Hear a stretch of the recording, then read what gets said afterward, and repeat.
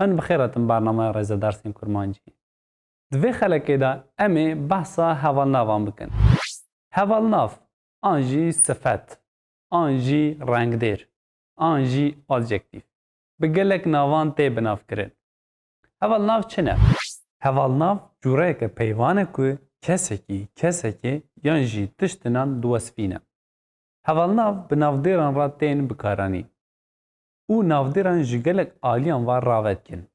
Ango Hevalnavên Çawaniyê, çendanî, Rewş, dirûv û rengê navdêran destnîşan dikin.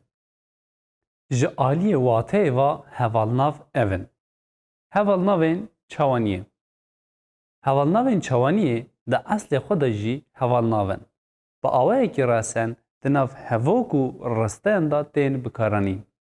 Hevalnavên Çawaniyê ji bilî qertafên payeyê tu qertafên din nagirin ser xwe. Hevalnavên Çawaniyê rewş, teşe, jêçêbûn, reng û dirûvê navdêran destnîşan dikin. Ser meselê. Ji bo rewşê mala paqij, kulîlka bedew. Ji bo rengê çavên reş. Ji bo teşeyê goga gilover. Ji bo jêçêbûnê peykerê zêrîn. Ev numûneyên vê rewşê ne. Niha jî Hevalnavên Nîşandanê. Hevalnavên Nîşandanê çi ne? Hevalnavên Nîşandanê an jî Hevalnavên Diyarkirinê di eslê xwe da cînev ku hejmar navin. Lê dema ku cînevkên Nîşandanê beriya navdêran bên, ew dibin Hevalnavên Nîşandanê.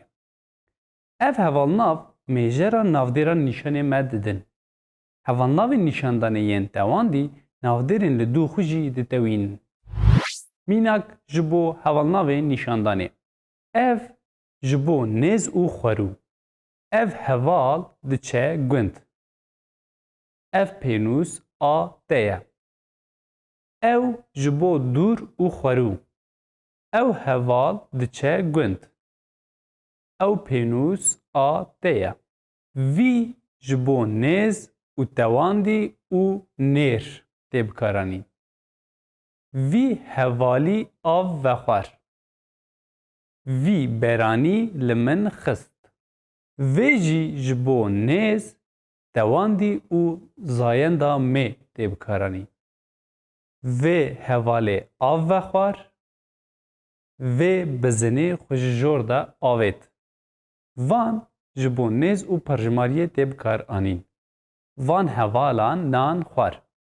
Wî ji bo dûr û tewandî û zayenda nêr tê bikaranîn. Wî zilamî dans dikir. Wê jî ji bo dûr, tewandî û zayenda mê tê bikaranîn. Wê jinê pirtûk dixwand.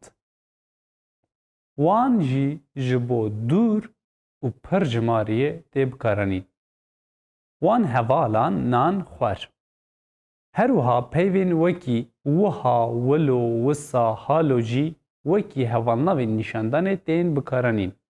Ev hevalnav bi xwe re wateyeke şibandinê jî didin. Mînak, ez hevalekî wiha digerim. Min tiştekî wisa negot. Ev rewş halo nabe. Torî dibêjin halo. Niha jî em behsa hevalnavên jimarî bikin. Hevalnavên jimarîn mêjera navdêran destnîşan dikin. Hevalnavên jimarîn bi piranî beriya navdêran tên bikaranîn. Em mînak bidin. Çar birayên min hene. Du zarok dileyzin. Niha jî dora Hevalnavên Nediyariyê, Ango nebinavkiriye. Hevalnavên Nediyariyê navdêran bi awayekî nediyar nîşan didin. Ev hevalnav jî ji cînevkên Nediyariyê pêk tên. Lê ev jî beriya navdêran tên bikaranîn. Mînak, hemû Kurd yekin. Hin çivîk rengorengo ne. Êdî tu kes rojnameyan naxwîne. Çend zarok kişikê dileyzin. Divê her Kurd bu Kurdî bizanibe. Niha jî em ê behsa hevalnavên pirsiyariyê bikin. Hevalnavên pirsiyariyê bi alîkariya pirsê navdêran destnîşan dikin. Gava ku em pirsê ji navdêrekê bikin, bersif hevalnaveke din e. Hevalnavên pirsiyariyê ev in. kîjan, çend, çi, çawa, çiqas, çilo, ku û her wekî din. Mînak, em ji hevokan bipirsin. Wê çend pirtûk xwandin. Bersiv, wê çar pirtûk xwandin. Belê temaşevan hêja. Me divê dersa xwe da behsa hevalnavan kir. Heta derseke din û xelekeke din bimînin di nav xêr û xweşiyê de. Emanetê qenciyê.